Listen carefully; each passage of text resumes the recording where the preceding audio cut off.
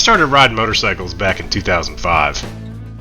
I started on Harleys and had fun riding with my buddies, going to rallies and just taking long weekend road trips. But I was looking for something more. In 2018, the adventure riding bug hit me hard. I bought a KLR650 and I was hooked. I started to attempt to ride off-road, I say attempt, and outfitted my bike for moto camping. Did a bunch of moto camping. I was having a blast on the KLR. And then in 2020, I sold both my Harley and my KLR and went all in on the KTM 790. The 790 has been an amazing bike and I still love it. I had it out moto camping many times, and recently I just finished my first multi-day adventure on it, and it was awesome. I love that bike. The KTM is a much better bike than I am a rider. In the hands of an experienced rider, can do some amazing things. So if you've ever seen Chris Birch ride anything with two wheels, he can make that bike sing. But anyway, my off-road skills are very limited, but I am slowly getting better.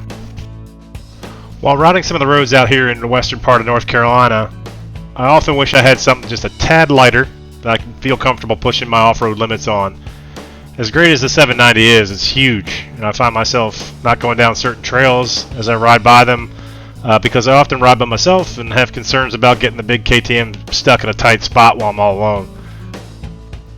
So for the past 2 years, in September, I've been attending the Blue Ridge Adventure Ride up in Linville, North Carolina. Most of the riders at this rally are on smaller bikes like the Suzuki DRZ400, the KTM 300, Yamaha WR250R, Honda CRF 250s, etc. And a lot of these guys were ex-racers and they're outstanding off-road riders. I really had a hard time keeping up, and it became clear to me that if I wanted to get better at riding off-road, I need training and I need practice.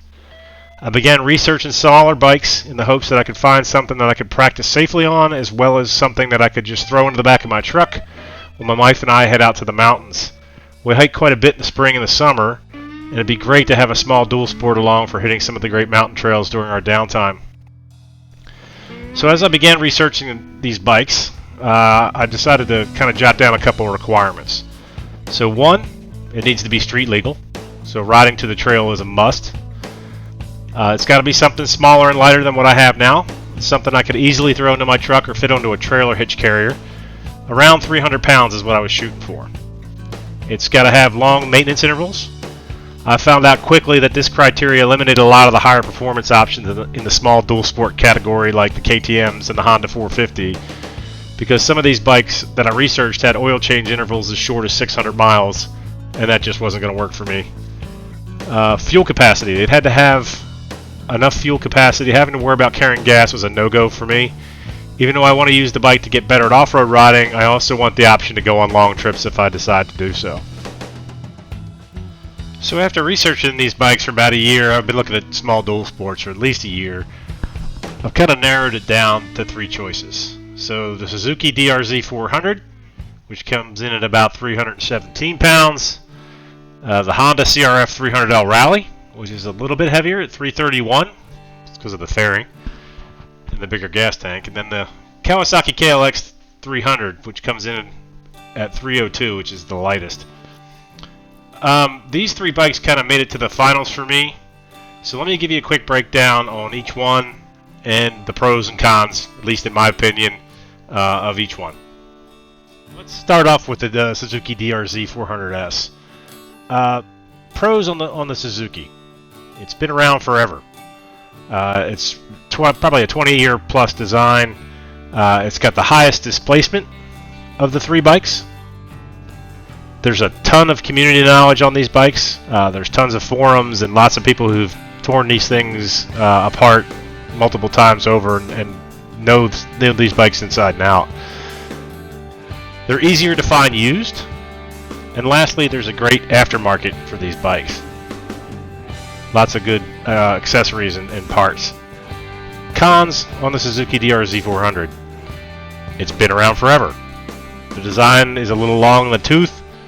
The headlight design is a little bit 80s style, 90s style.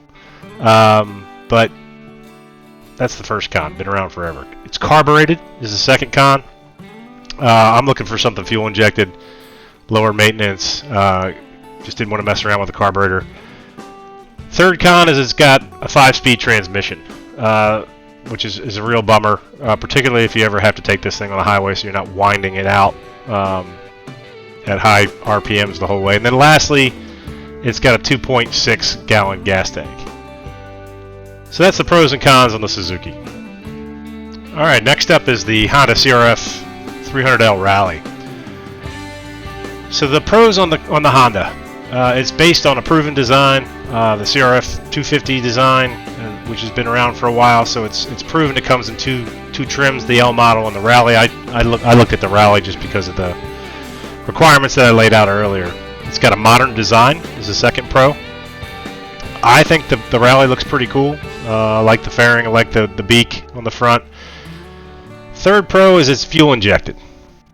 Again, like I mentioned earlier, I didn't want to mess with the carburetor. It's got a larger gas tank, 3.4 gallons, which is the highest of the 3 bikes that I was looking at. And then the last pro is that it's got a 6-speed transmission. So even though the motor's small, it does have that 6-speed transmission to help kind of offset some of the higher RPMs. The cons on the 300L Rally. It's got a notoriously poor stock suspension. I think everybody who ever looked at that bike knows that. So the stock suspension's got to go pretty much from the get for somebody my size, 6'4", 220. The second con, and this one was a big one, is it's difficult to find, and brand new they're marked up like crazy by these dealers. So they're very difficult to get a hold of. Those are the pros and cons on the Honda. Let's move on to the Kawasaki. Alright, so the Kawasaki KLX300. I looked really hard at this one as well. Pros, much like the Honda, it's fuel injected. Second pro is it's got a 6-speed transmission. And then the third pro, it's easier to find. You can get them at dealerships brand new. You can get some of them used. Not as much used, but you can find them. Cons on the Kawasaki, it's got a 2 gallon gas tank, 2.0, which is the smallest of the 3. And that was kind of what put me off on it, given the fact that I would probably have to replace the suspension anyway. Even though it's better sprung than the Honda, I would probably still have to replace the suspension on all 3 of these. I would probably have to upgrade just because of my size. And then the second con on the Kawasaki is that, again, its design is a bit dated. It's kind of carried over some of the other KLX models. Even though it's fuel injected, it still looks like those other bikes. So in the end, the design was a bit dated. So in the end, I decided to go with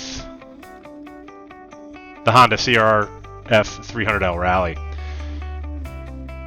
The primary factors that made me make the final decision was the Rally fairing, which is ideal for GPS mounting. It's got that bar across the top. The larger gas tank, and then lastly the 6-speed transmission. So those were the things that kind of pushed it over the edge, and I'm not going to lie, but looks had a little bit to do with it. I do like the way the bike looks. So once I made the decision that I was going to go with the Rally, the next task, and this was the hardest part, was finding one. So I called a ton of dealers within several hundred miles of me, and very few of them had any of these brand new. Even the ones that did have them were giving me ridiculous quotes. One dealer in Indiana actually quoted me close to $8,000 out the door, which is just outrageous on a $6,000 motorcycle. You'd figure you'd be somewhere around just under 7 or at 7. And this quote came in at 8, and I was just like, come on. So I decided to give the used market a try. I found some were available used, but they did go quick when they come up for sale. And buying used from a dealer was almost like buying new. They were still marking everything up. So I looked in the aftermarket, or the used market, and what the Facebook user group there for the CRF and other sources. And I found some private sellers, and these bikes usually fell into 2 different categories. Usually, number one, they either already modded the bike and they had about 1,000 to 1,500 miles on them. And it seemed like they may have been new riders and were moving on, maybe to something bigger or more powerful. Or number 2, they were super low miles, so less than 500 miles, and they were bone stock. So this is all speculation, but based on what the guy I bought my bike from told me, it wasn't what they thought it would be. So it didn't have enough top end for the highway. It may have lacked power. So as a primary bike, I can understand those being issues. The guy I got mine from said he didn't like the highway performance. So usually the used bikes fell into one or two of those categories. So anyway, after lots of searching and messaging people, I finally found a 2021 with only 289 miles on it over in Emerald Isle, North Carolina, which is about 4 hours away from me. Did I get a great deal? No. Did I get a horrible deal? No. It was less, more or less the same as many of the used bikes, and certainly it cost less than new. Aside from a few minor cosmetic scratches, the previous owner had taken it through some brush or whatever. The bike was brand new and it was bone stock, with the exception of a tail rack and a Nelson rig tail bag. I added a bar pad to it. Dropped the oil right away when I got it. I plan to change it out again at the 600 mile mark, so this bike's not even broken in yet. I do plan to make some mods, so please stay tuned to this channel. I'll be posting some of the videos on the mods to make this thing a little bit more Sasquatch size friendly, and some comfort items I plan to add as well. So, as always, if you like this video and you made it with me this far, please consider subscribing, hitting the little like button, all that good stuff that YouTube likes.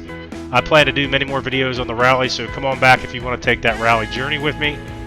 And again, this is Sean. Thanks, and I'll catch you on the next one. And that's all I have to say about that.